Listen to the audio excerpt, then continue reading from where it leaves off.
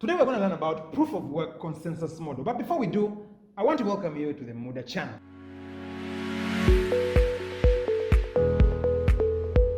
Muda is a technology company that is leveraging blockchain technology to build out real business solutions in the crypto space. That is through our OTC exchange, that is through Muda exchange, our DeFi platforms, and also our NFT engine.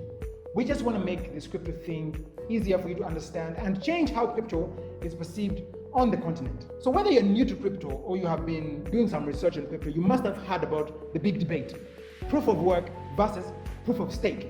Proof of work is the best, proof of stake is the cheapest, It does not matter what you have found out, because today we're just going to explain what proof of work actually means, and after this you will decide for yourself, or maybe watch our other video on proof of stake, and then you decide which one is the best consensus model. But first, before we get into it, we need to understand what is a consensus model.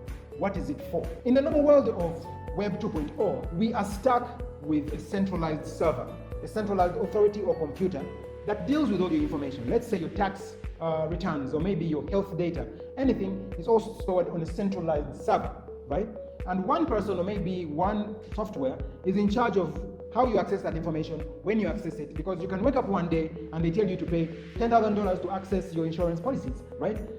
That is not so good, and that is the promise of Web3, because Web3 is based on a distributed ledger, a distributed server, whereby everyone who participates in the network has a piece of all of the information that is contained on the network.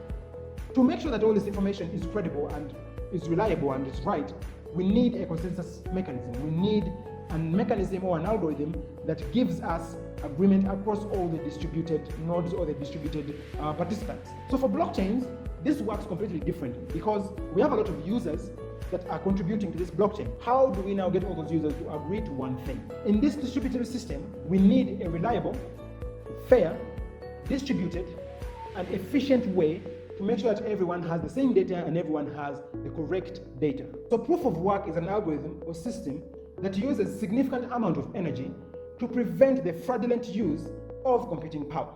And this was designed to prevent the double spending problem. You may ask, what is the double spending problem? Let's say I have 200 pesos and I want to pay you 200 pesos. If I just send you the money, my bank can know that I sent you the money, so I cannot spend 200 pesos anymore, right? In a centralized system, like a bank or maybe a server, we have a person who can check that this money moved from Davin's account and went to this person's account, so I cannot spend that.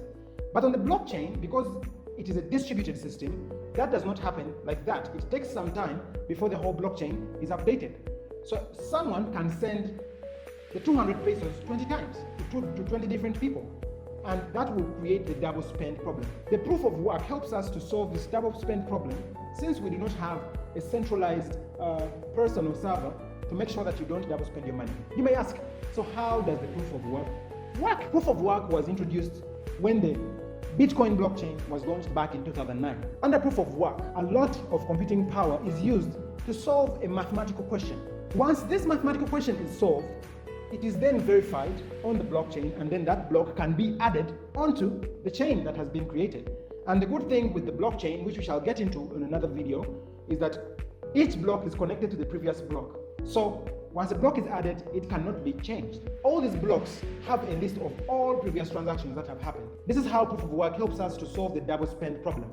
Because we already have a list, all the transactions that have happened before yours, that is how we're able to prevent someone from double spending their money. So the consensus mechanism comes in and checks, has this transaction appeared before? Yes, it has. Now it does not need to happen again. And that's how we're able to prevent people from doing fraudulent transactions on the blockchain. So the list of transactions that have happened over a specific period of time are bundled together into this thing we call a block, and it is added to the chain. And it takes an average of 10 to 15 minutes to do the authentication of the block and add it to the chain for it to appear. Therefore, computers around the world are all deploying all the computing power that they have, that is for Bitcoin miners, to essentially try to solve the password. What is the password of the block that is going to be added next? The password for this block cannot be predicted. It can only be guessed. And that is done through a hashing function. I don't want to get so deep into what hashing functions are and how they work, but I just want you to know that it is essentially like a password that needs to be guessed. And all around the world, everyone is pumping out, like, is it this number, is it this number, is it this number, until one of them wins and gets the right password. And the person who gets the right password gets to authenticate the block. After authenticating the block is added to the chain, and thus the blockchain continues. When this transaction has been validated and the blockchain has been added, the one who has validated, the one who has proven it, gets to show what now we call the proof of work, to prove that, hey, I have been trying to solve this problem, I have solved it, give me the reward. After they solve it, they now broadcast their proof to every other node in the blockchain, and then all those other nodes check whether it is true. They check all the transactions. They check, is there a double spend problem? No. Is it right? Yes. And then it is now added to the blockchain, and everyone updates their data to the latest block that has been added to the chain. So let's talk about some of the features on the proof of work blockchain. Number one is security. Proof of work is reliable, fair, transparent, and is immune to what we call the 51% attack. For you to get control and submit a fraudulent transaction onto the blockchain, you need to have at least 51% control of the chain, of all the nodes that are functioning on the chain. And that cannot be done on the blockchain because it would cost you a lot of money to buy the hardware, to pay the electricity, to install all that software, run all that software to make sure that it is not crashing. And for you just to steal just a couple of millions of dollars, it does not make sense. So we say that the proof of work consensus mechanism is the most secure because of that specific part. You need a lot of computing power to make sure that you break the system. Number two is consensus. Under proof of work, when a miner authenticates a transaction or authenticates a block, they broadcast this to the whole network. Nodes on the network abandon whatever they were doing. If it was your computer and it's checking your email, it abandons it and checks if the transactions that have been authenticated are true. And if that is so, everyone then updates their data. That gives us a very good consensus mechanism because everyone gets to agree that it is right, and all of this is public. Let's look at some of the challenges that affect the proof of work consensus model. Number one is the negative impact it has on the environment. Because we're running computers, some are running GPU miners. I mean, there are factories in China that are built specifically for mining on these proof of work consensus model chains. You're using energy, and this energy is being made from oil, or it's being made from coal, and that has a negative impact on the environment. The statistics came out that around 2018, 2019, that the Bitcoin network alone used the energy that one country uses in a year. So the negative impact of that, what some miners have done to solve this is they have situated their mining operations near renewable energy sources like solar or maybe wind energy, because those provide a better way to do the mining operations. Number two is the inability to scale. You cannot scale this whereby you can only do 100 transactions in 15 minutes. That is unscalable. If as many people start to adopt maybe Bitcoin or Ethereum and start using it in day-to-day transactions, it becomes impossible, because imagine you're buying an apple and you have to wait 15 minutes for a person to know that you have paid them.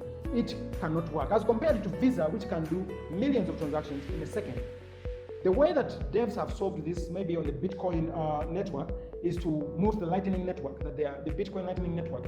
That is a tad bit faster than the original Bitcoin network. Under the Ethereum network, which is moving to ETH 2.0, I think this year, 2022 or maybe 2023, depending on how the rollouts happen, where they are moving to the proof of stake, which tends to have much more transactions within one block.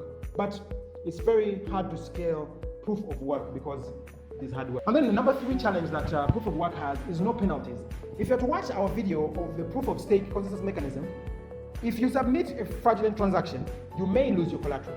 But under the proof of work, because there is no money at stake, the worst that can happen is that you are kicked off from submitting new transactions on the future chains, on the future blocks.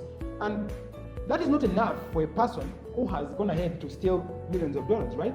So it is only fair a person will just go and create another account miner, download another client, and then continue like nothing happened. So those are some of the challenges which are under the proof of work consensus model. So apart from Bitcoin and Ethereum, there are other proof of work blockchains that have been rolled out, and these include Bitcoin Cash, Litecoin, Monero, and so many others. But in conclusion, consensus mechanisms essentially act as the parent, as the central figure in a decentralized distribution system, which the blockchain is. And there are very many consensus mechanisms. We can't wait to get into the different consensus mechanisms that are there, that the different blockchains are playing with, or the different protocols that are playing with, to really show you how deep this can go on the blockchain. But other than that, from me and the team, we want to thank you for this video. And if you enjoy what we're giving out on this channel, please consider subscribing. Follow us on Twitter, that is at Muda HQ. Follow us on Instagram and Facebook. And join our Discord community. Join our AfroKing server for you to get updates on what we're working on what the team is working on. From me and the team, thank you for watching, and I will see you in the next video.